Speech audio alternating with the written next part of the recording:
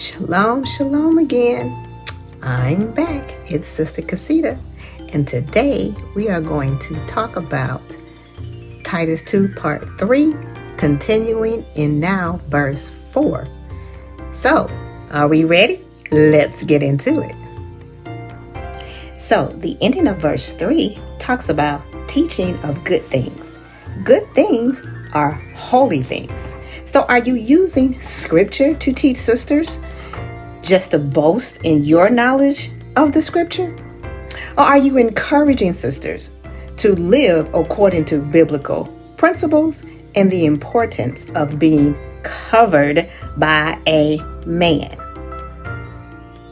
Now, verse 4 has 3 parts: to be sober, to love their husbands, and love their children. Are you teaching sisters things in these areas? Is that the focus of your message to sisters? And any scriptures used are to support and help them in these areas? Let's dig a little deeper. So, being sober. We talked a little bit about how the Titus 2 woman, the aged woman, is supposed to be sober herself. So then, are you teaching by modeling sisters to be sober-minded so that they can protect themselves, their husbands, and their family from the attacks of the enemy? You must be sober-minded to have an awareness of spiritual things. This next part is so important. It's mentioned in verse 4 and in verse 5, which we'll talk about in part 6. But that is teaching sisters to love their husbands. So let's see. Are you teaching them to be feminist or independent, like Queen Vashti? Or to rule over their husbands, like Jezebel? Or are you teaching sisters to be a daughter of Zion, like our foremother Sarah, as scripture tells us how she obeyed her husband, even calling him Lord? Is that your message that you're teaching? Think about it. And the last part of verse 4 talks about loving your children.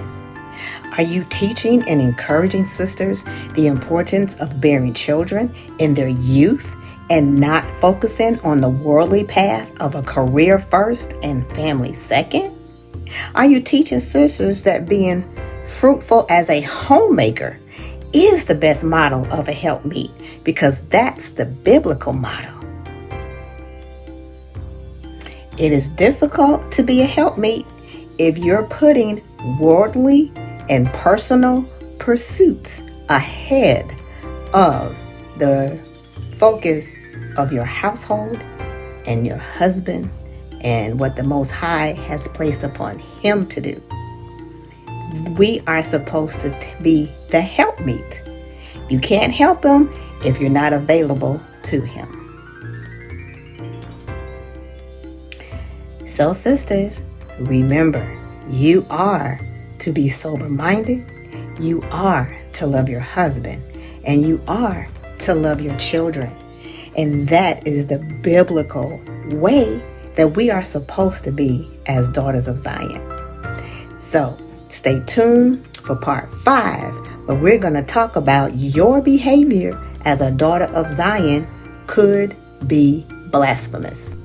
And remember to please stop by HebrewIsraeliteScriptures.com for all of your restored name biblical books made by Israelites for Israelites. Shalom.